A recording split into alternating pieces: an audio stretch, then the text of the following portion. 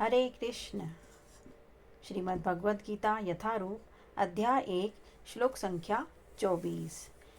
संजय उवाच एवमुक्तो ऋषिकेशो गुडाकेशेन भारत सेनयोरुभयोर्मध्ये स्थापयित्वा रथोत्तमम्। अनुवाद। संजय ने कहा, हे भरतवंशी, अर्जुन द्वारा इस प्रकार संबोधित किए जाने पर भगवान कृष्ण ने दोनों दलों के बीच में उस उत्तम रथ को लाकर खड़ा कर दिया। तात्पर्य श्रील प्रभुपाद जी के द्वारा। इस श्लोक में अर्जुन को गुडाकेश कहा गया है। गुड़ा का अर्थ है नींद, और जो नींद को जीत लेता है वह गुडाकेश है। नींद का अर्थ अज्ञान भी है। अतः अर्जुन ने कृष्ण की मित्रता के कारण नींद तथा अज्ञान दोनों पर विजय प्राप्त की थी। कृष्ण के भक्त के रूप में वह कृष्ण को क्षण भर भी नहीं भुला पाया, क्योंकि भक्त का स्वभाव ही ऐसा होता है। यहाँ तक कि चलते अथवा सोते हुए भी कृष्ण के नाम, रूप, गुणों तथा लीलाओं के चिंतन से भक्त कभी मुक्त नहीं रह सकता। अतः कृष्ण का भक्त उनका निरंतर चिंतन करते हुए नींद तथा अज्ञान दोनों को जीत सकता है। इसी को कृष्ण भावनामृत या समाधि कहते हैं।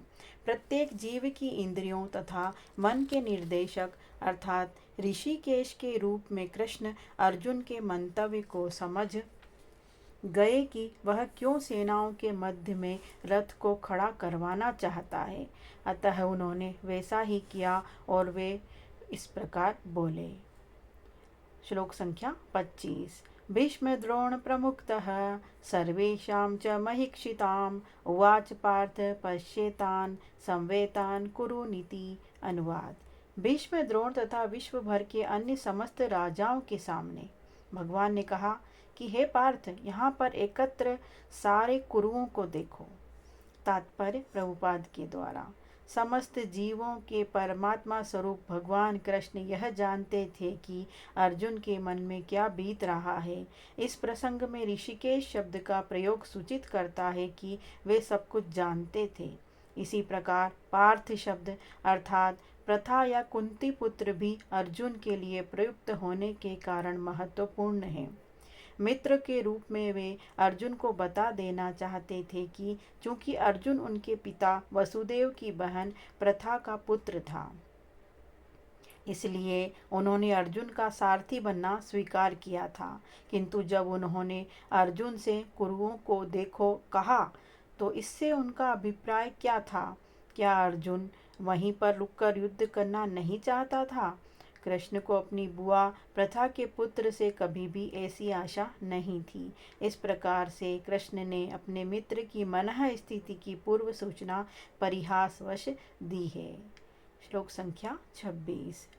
तत्र पश्यति स्थितान् पार्थ पितॄन् अथ पितामहान् आचार्यान् मातुलान् भ्रात्रान् पुत्रान् पौत्रान् सखींस्तथा श्वशुरान् सुहृदश्चैव सेनयोरुभयोरपि। अनुवाद।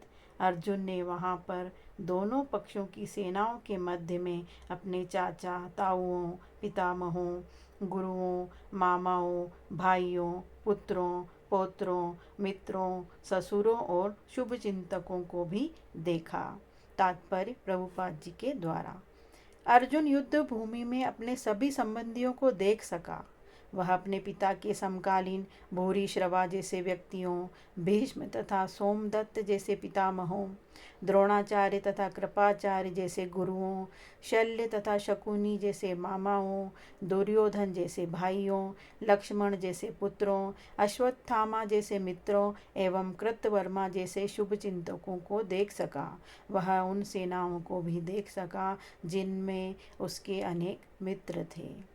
श्लोक संख्या 27। तान् समीक्ष्य स कौन्तेयः सर्वान् बन्धून् अवस्थितान् कृपया पर्याविष्टो विषिदन् इदम् अब्रवीत। अनुवाद।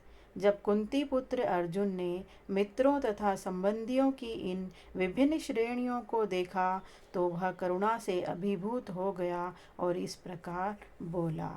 हरे कृष्ण। जय प्रभुपाद। हरे कृष्ण कृष्ण कृष्ण हरे हरे, हरे राम राम राम हरे हरे।